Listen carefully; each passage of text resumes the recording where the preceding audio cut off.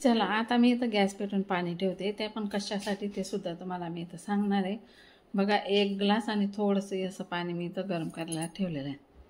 आता कसं आहे हाय बेडचा जमाना झालेला आहे, म्हणून आता मी इथं तुम्हाला आहे ना, आता कसं आहे बाजरीच्या भाकरी चपात्या जास्त कोणाला पहिले कसं होतं, खूप कामं धंदा होती लोकांना, तेव्हा काही पण खायचे तर पचवून घ्यायचे। आता कसं आहे कामं नाही जास्त, कोणाला ऑफिसमध्ये कोणाला कुठं असं काम असतात, म्हणून बाजरीची भाकर चपाती जास्त करून पचन होत नाही। त्यासाठी आता जास्त करून ज्वारीच्याच भाकरी खायला लागले।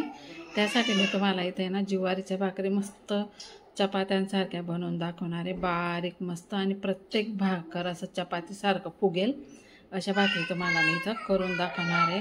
कारण कसं असताना कोणाकोणाला येत नाही ज्वारीच्या भाकरी, त्यासाठी तर चला म्हटलं आता मी ज्वारीच्या भाकरी तुम्हाला इथं करून दाखवते।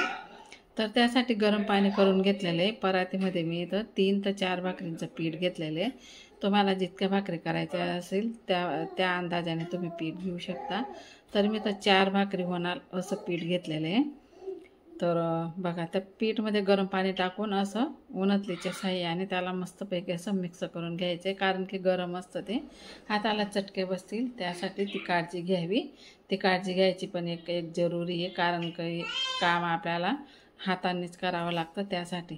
तर बघा आता थोडंसं गार झालेलं आहे, तर मी असं हाताने त्याला थोडं थोडं हे करून घेते। पाणी दुसरं पाणी टाकायची अजिबात जरूरत नाही, जेव्हा पाणी लागेल ना तेव्हा टाकायचं, आपण जेव्हा भाकरी बनवतो ना तेव्हा। आता तर सगळं पाणी सोसलं जातं ज्वारीच्या पिठामध्ये, आणि माझी तरी आहे ना 1 वर्षापूर्वीची ज्वारी खूपच जुनी आहे, त्यासाठी तिला पाणी जास्त लागतं। आता मी गोळा करून साईडला काढून ठेवला आणि एकच भाकरीचं पीठ मी इथं घेतलेलं आहे, आणि त्याला चांगलं असं मसून मस्तपैकी मऊसूत करून घ्यायचे। आता लागेल आपल्याला थोडंसं पाणी इथं, तर थोडं पाणी टाकून याला असं मसून घ्यायचे छान मस्त, असं पूर्णपणे असं चपातीच्या पीठसारखं करून घ्यायचं याला, म्हणजे आपली भाकर चपातीसारखीच येते आणि फुगते पण छान।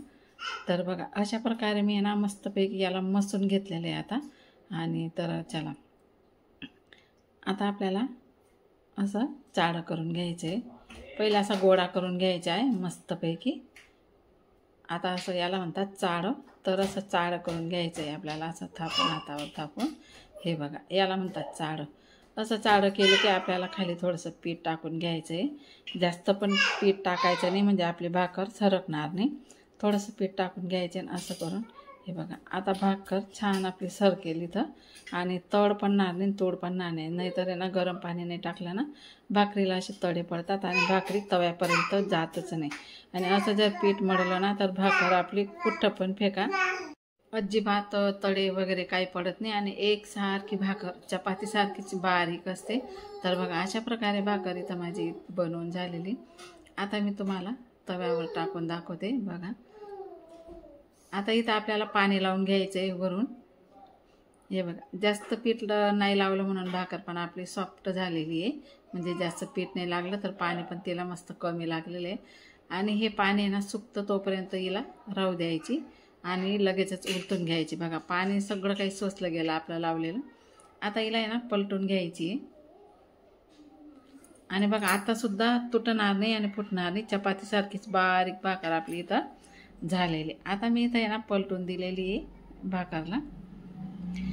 त्यानंतर आपल्याला लगेचच मी तुम्हाला अजून एक भाकर करून दाखवणार आहे, ते पण आता त्याच प्रकारे अजून एक भाकरीच्या पिठाचा गोळा आपल्याला इथं घ्यायचा आहे आणि बाकीच्या साईडला ठेवायचे, आणि ते पण बघा असंच पूर्णपणे मसून घ्यायचे। आता आहे ना थोडंसं पाणी सुटून झालेलं आहे, त्यासाठी थोडं पाणी सुटलं आहे ना त्यासाठी आपल्याला थोडंसं सुक्कं पीठ टाकून घ्यायचं आहे इथं। हे बघा सुक्कं पीठ टाकल्याने ना मस्तपैकी आपला गोळा इथं छान तयार झालेला आहे। मी आता थोडंसं साईडला काढून ठेवलं आहे, आणि बघा असं मसून घ्यायचं आहे आपल्याला। हे बघा तुम्हाला तसं नाही जमत असेल ना तर असं करून घ्यायचं, बघा मस्तपैकी मऊसूत पीठ होऊन जातं, आणि मग आपली भाकरी तुम्ही हातावर जरी थापून घेतली ना तरीसुद्धा छान थापली जाते आणि बारीक चटकच होऊन जाते।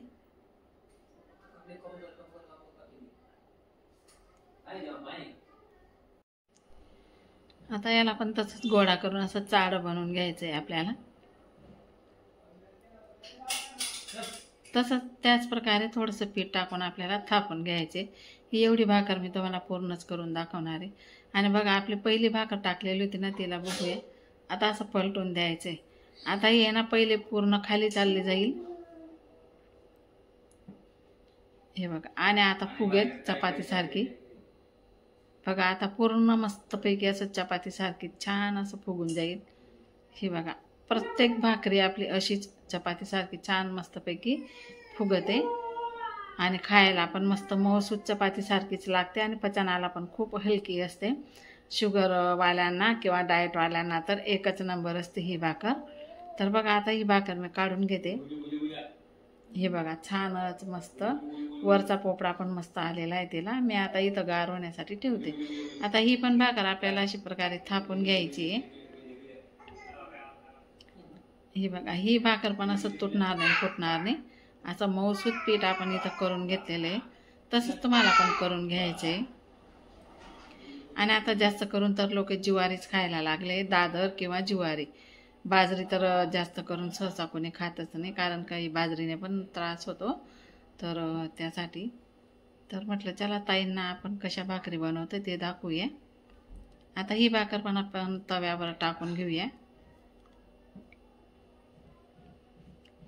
तव्यावर टाकायची पद्धत बघा, असं दोघं हातावर घ्यायची आणि असं तव्यावर टाकायची. हे बघा आता हिला पण आपल्याला पाणी लावून घ्यायचे. सर्वीकडे मस्त असं पाणी लावून घ्यायचं. आणि ही भाकरला पण पहिली भाकर सारखं त्याचप्रमाणे आता पलटून घ्यायची. वरचं पाणी सुकलं की ही बघा आता पलटून घ्यायची आपल्याला.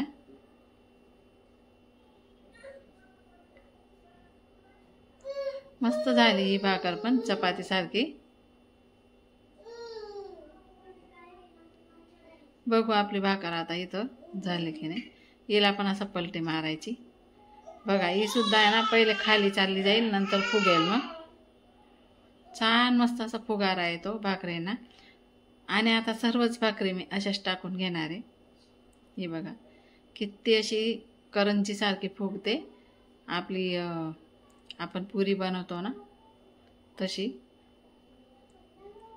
तर चला आता ही पण भाकर मी आता काढून घेते. छान मस्त अशी फुगून झालेली आणि मस्त खरपूस अशी शेकली पण गेलेली आहे. ही बघा तर ही पण आता काढून घेतली. इथं आता 3 भाकरी आणि ही चौथी 4 भाकरी माझ्या इथं झालेल्या आहे. तर आता पूर्ण भाकरी मी अशाच टाकून घेतलेल्या आहे. ही पण भाकर आता मी इथं काढून ठेवते. तर चला आता डालकीमध्ये भाकरी ठेवून घेणार आहे मी. गार झाल्या, गरम गरम नाही राहिल्या. म्हणजे गरम गरम जर ठेवल्या ना तर असं घाम सुटतो, त्यासाठी मस्त असे डालकीमध्ये बघा अशा भाकरी मी इथं ठेवून घेतलेल्या आहे. छान भाकरी आपल्या इथं झालेला आहे. आता तुम्ही भाजीसोबत खा, भाजी बनवणार भाजीसोबत खा, ठेच्यासोबत खा किंवा चटणी, तीळ, शेंगदाण्याची चटणी सोबत खा. ते पण तुम्हाला करून दाखवते. बघा चपात्यासारखी मऊसूत भाकर आपली इथं झालेली आहे, तुम्ही बघू शकता. आणि बघा वरचा पोपडा कसा मस्त निघतो. हा बघा भाकर छान फुगलेली असते ना तर असा पूर्ण पोपडा निघून जातो मस्त. तर चला ही शेवटची भाकर पण तशीच फुगलेली आहे आपली. ही पण आता मी काढून घेते. मस्तपैकी छोट्या छोट्या इथं आहे ना 4 ते 5 भाकरी आपल्या इथं झालेल्या आहे.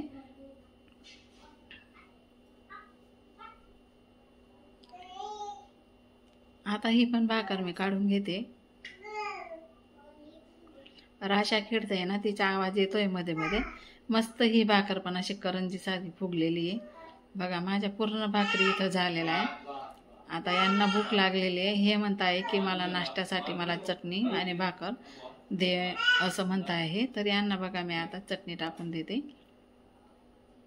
आणि असा पोपडा काढला की हे बघा आता इथं आपण चटणी टाकून घ्यायची आणि छान लागते, एकच नंबर लागते. ही आहे ना तीळ आणि शेंगदाण्याची चटणी आहे, लसूणी चटणी. तीळ, शेंगदाणा आणि लसूण असं टाकलेलं आहे ही चटणी सोबत. तर खूप छान लागते. असं जर तुम्ही नाश्त्याला गरम गरम भाकरमध्ये अशी चटणी टाकून जर खाल्लं ना एकच नंबर. काय तुम्ही हॉटेलच्या जेवणाला सुद्धा दूर करेल अशी भाकर ही आपली चविष्ट मस्त लागते खायला आणि एकच नंबर पोट पण भरून जातं. तुम्ही जरी हॉटेलमध्ये जाणार ना तरीसुद्धा तिकडनं आल्यावर घरी काहीतरी तुम्ही खातात, तर त्याच्यापेक्षा तरी ही भाकर एकच नंबर आहे. तर चला, कसा वाटला तुम्हाला आजचा माझा छोटासा व्हिडिओ मला कमेंट करून नक्की सांगा. आणि आज पुरता एवढाच व्हिडिओ. भेटतो कोणा पुढच्या व्हिडिओमध्ये. तोपर्यंत सर्वांना बाय बाय. चला तर मग.